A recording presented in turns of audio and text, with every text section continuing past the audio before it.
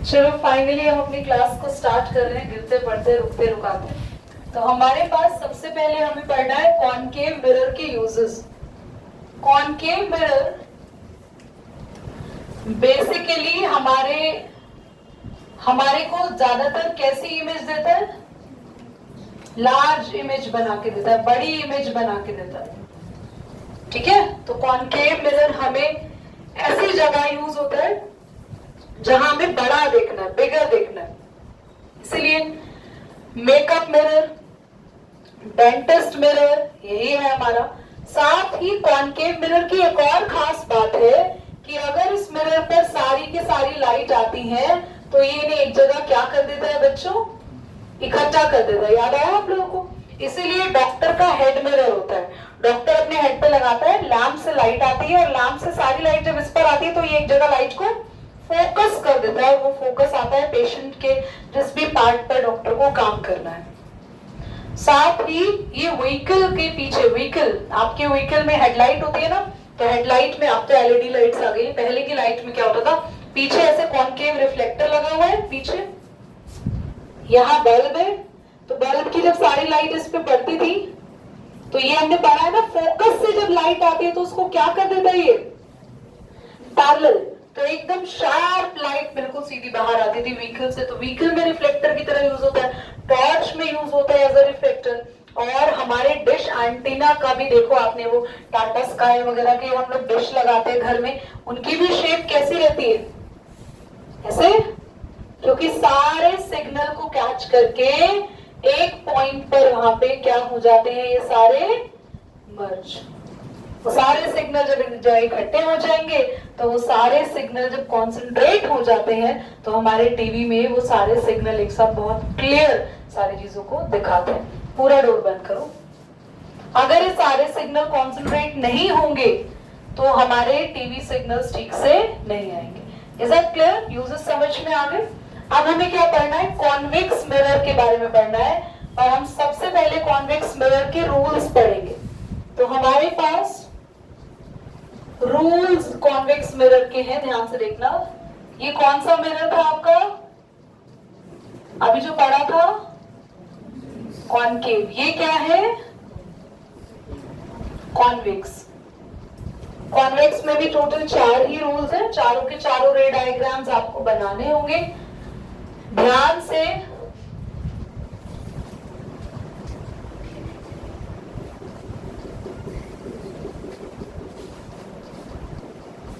ध्यान से देखेंगे आप सभी बच्चे। कॉन्वेक्स मिरर में क्या होता है? फोकस और सेंटर ऑफ कर्वेचर क्या होते हैं? Behind the mirror. ये वर्चुअल है। ये कैसा फोकस है?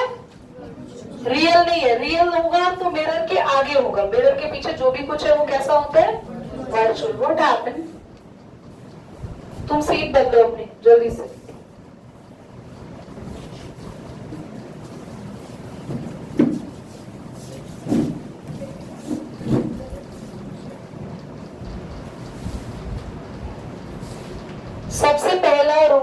सबसे पहला रूल, कोई भी रे ऑफ लाइट अगर पैरेलल आ रही है प्रिंसिपल एक्सिस के, ray of light parallel to, ये साइन पैरेलल का पूरा लिखना, parallel to principal axis appears to coming from focus. ऐसा लगेगा ये टकराने के बाद सीधा कहां से बाहर आ रही है बच्चों? फोकस से। एक्चुअली फोकस से आ नहीं रही होती, पर ये हमारी क्या है? Imagination. Appears to coming from focus. अब अगर रे ऑफ लाइट, ध्यान से देखना, फोकस की तरफ जाती हुई दिखती है,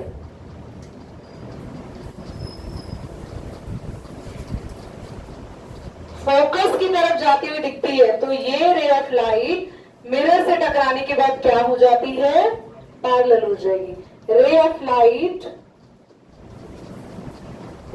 going towards focus appears, कैसी appear होगी? जल्दी बोलो। appears to be parallel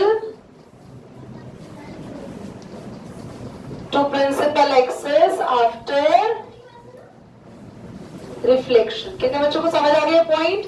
अगर वो रे ऑफ लाइट पैरेलल होगी तो कैसा अपीयर होगा, कहां से आ रही है, और अगर वो फोकस जा रही है तो कैसा अपीयर होगा। अब अगर रे of light centre of curvature की तरफ जाती हुई दिखती है तो वो वहीं से क्या हो जाएगा, वापस आ जाएगी। इफ लाइट रे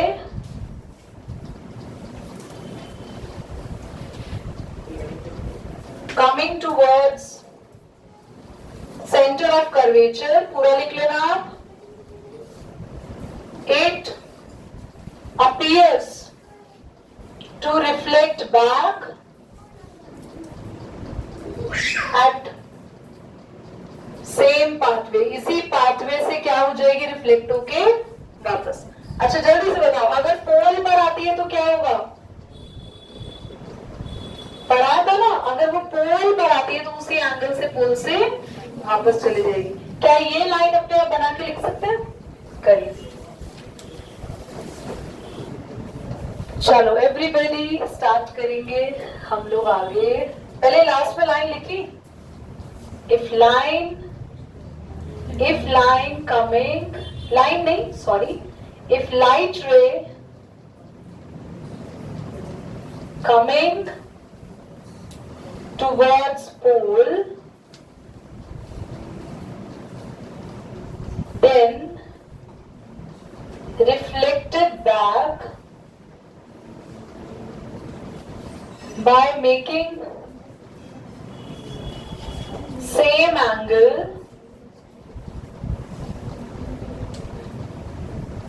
through poles, हेडिंग डालेंगे ray diagrams of convex mirror. दो ही रे डायग्राम है, जल्दी जल्दी पढ़ लेंगे, इसके ज्यादा रे डायग्राम है नहीं। रे diagram of convex mirror first है, काम करते बना लेते हैं पहले।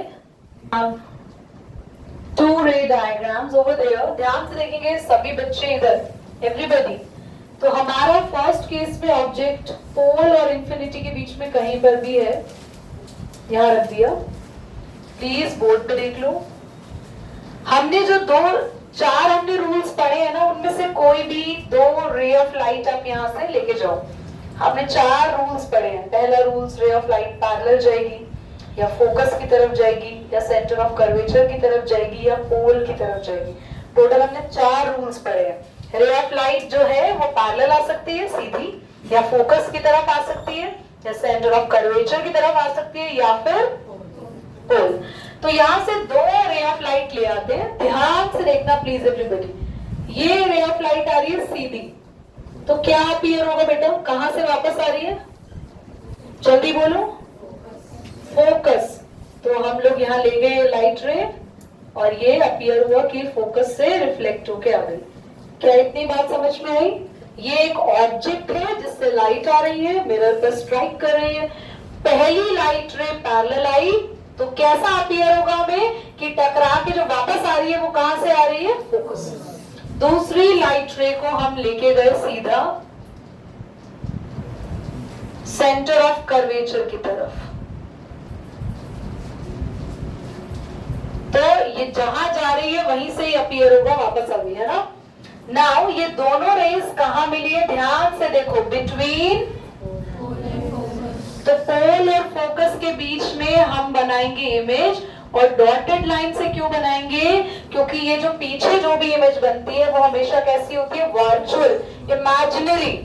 और ये एक बिल्कुल सीधी इमेज बनी है, और साथ ही कैसी बनी है, डिमिनिश यानी छोटी।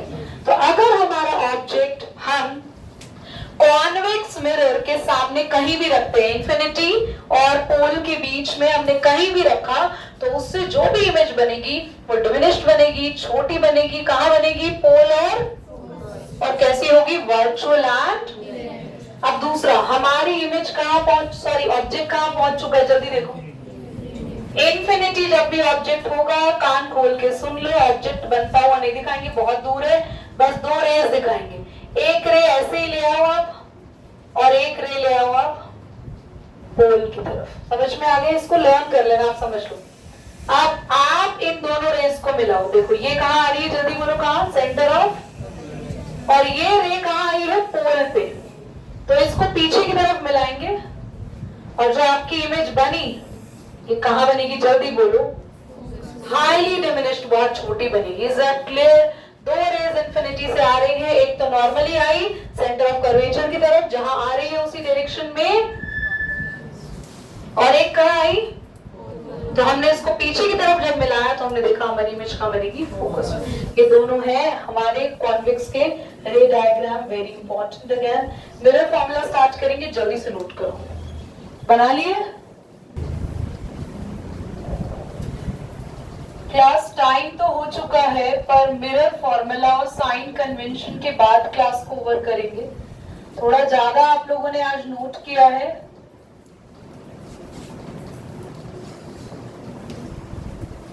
पर ये कंप्लीट करके क्लास ओवर होगी। पूरी क्लास का ध्यान यहाँ होना चाहिए, पूरी क्लास का।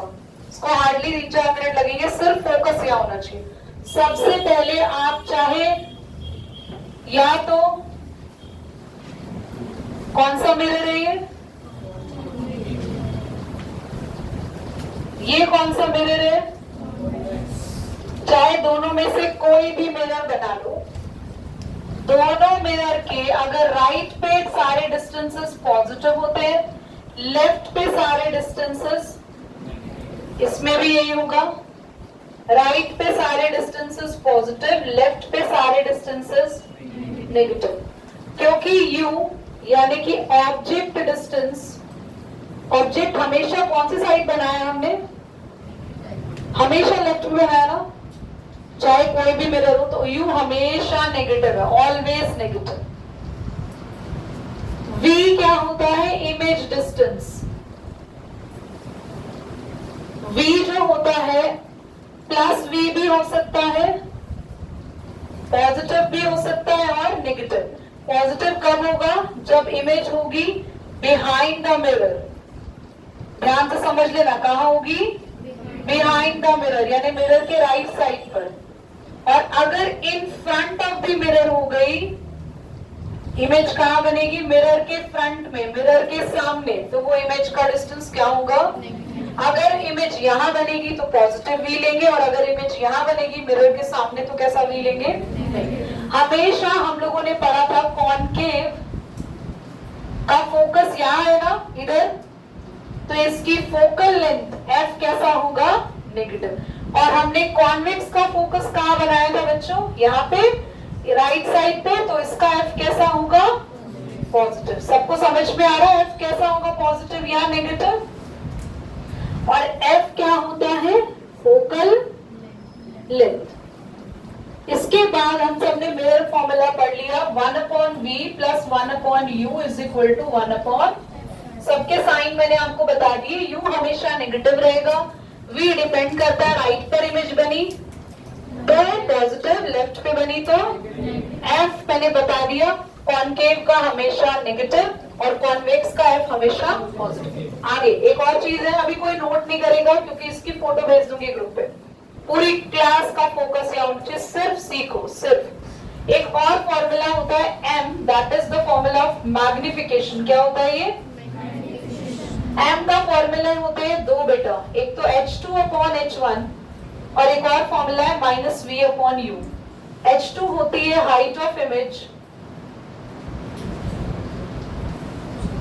और h1 होता है हाइट ऑफ ऑब्जेक्ट।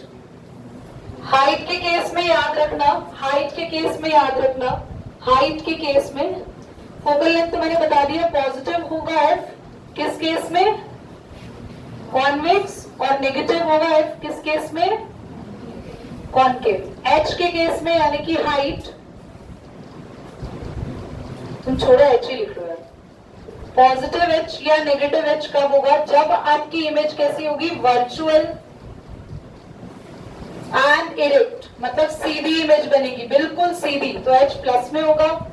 और real and inverted, real and inverted, inverted का मतलब कौन बताएगा, क्या मतलब होता है कृतिका, इन्वर्टेड क्या बताओ, उल्टी। बेटा आप पढ़ नहीं रहे, कॉपी नहीं खोल रहे हैं, एंजॉय करो आप।